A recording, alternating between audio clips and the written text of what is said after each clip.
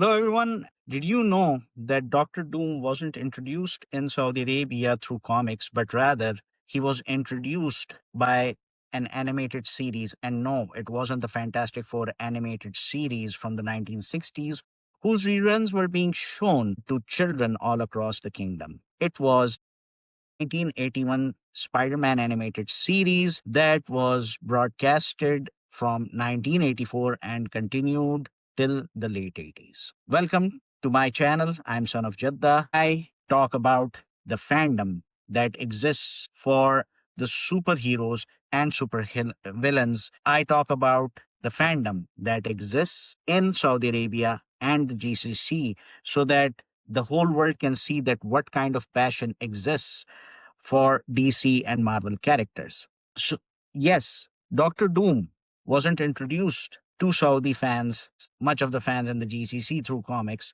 but rather through the animated series. It is the 1980s, and Saudi Arabia has launched Saudi Channel 2 in 1982. And from the very beginning, the channel becomes our ultimate destination when it comes to Western pop culture. We're talking about live action series, we're talking about animated series, and even telefilms as well as movies, whether they are Hollywood, whether they are Bollywood, being aired on Saudi Channel 2.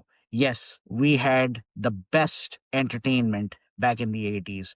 For those of you who have seen my video where I showcase my collection or I showcase or show off my shelf, I am in possession of comics that were published in the 1970s, late 70s to be specific. So, as you can see, I have these amazing issues of Marvel Supervillain Team Up, which features Doctor Doom, Prince Namor the Submariner, and the Red Skull as they go up against Captain America, the Shroud, and Namor, who initially becomes an ally of Doctor Doom, but later on changes sides because, again, he's Namor. Doctor Doom's introduction to fandom in Saudi Arabia via the Spider Man animated series was possibly the most impactful thing to ever happen for any supervillain out there.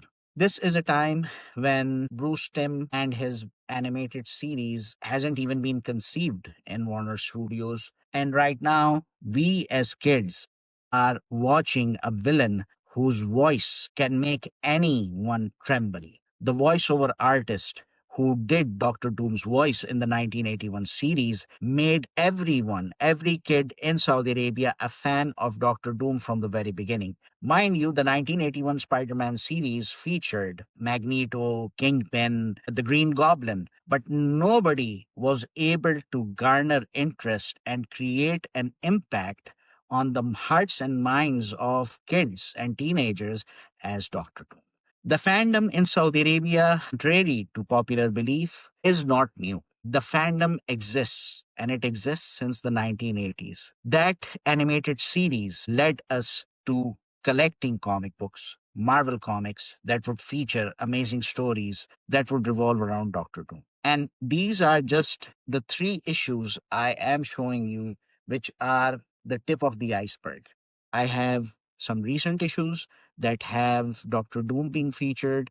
I have some more issues. Like, for example, I am in possession of a Fantastic Four comic from the late 70s where Fantastic Four launch an attack on Castle Doom in Latveria. The purpose of my video is basically to highlight the fact that if a character is written amazingly, properly, it is well defined, his personality traits are defined, it can cross boundaries even at a time when there is no internet, no satellite dish, no satellite TV whatsoever.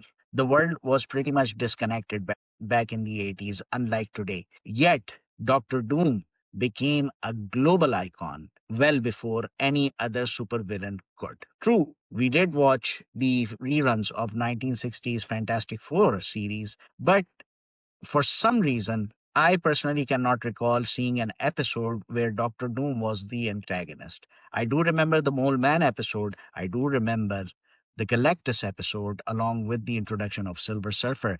But Doctor Doom we didn't come across. We only came across Marvel Sunbow production 1981 Spider-Man animated series. And since then, Doom became our ultimate baddie. make no mistake, I love DC as much as I love Marvel, and the Joker happens to be my top supervillain when it comes to the DC universe.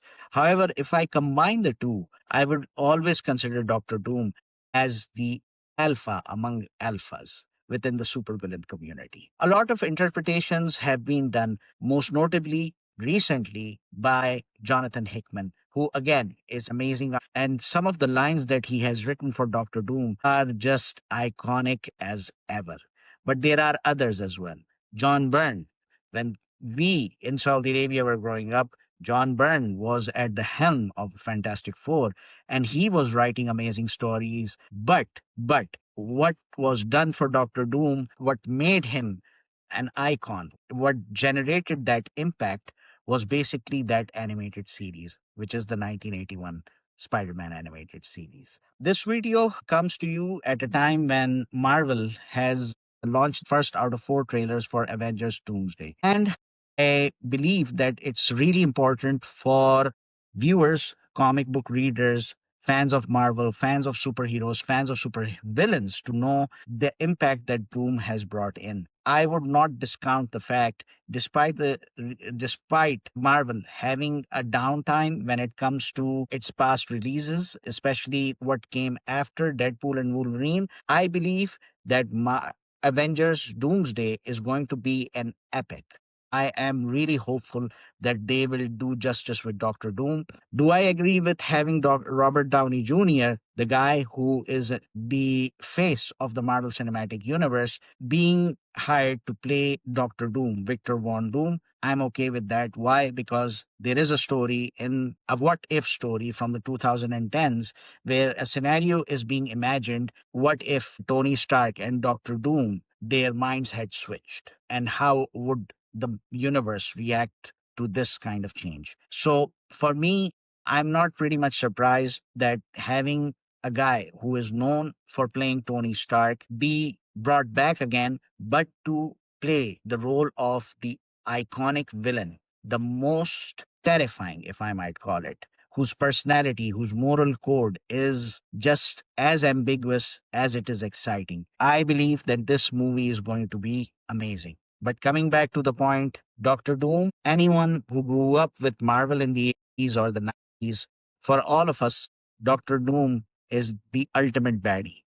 Thanos, he's despite what Marvel has done in the MCU with Thanos, an amazing, amazing character adaptation played by Josh Brolin. He doesn't even come close to what Doom is all about. So if you like this video and if you want to check out my other comics or if you want me to talk about any other characters, whether it's related to DC or Marvel, let me know in the comments and I will definitely produce a content that would provide you the information that you need so that you can experience the superheroism. You can have that experience as I did and many of us back in the 80s did when it came to our favorite superheroes and supervillains. I hope you like this video. Make sure to like it, share it, and subscribe to my channel if you haven't already. See you next time.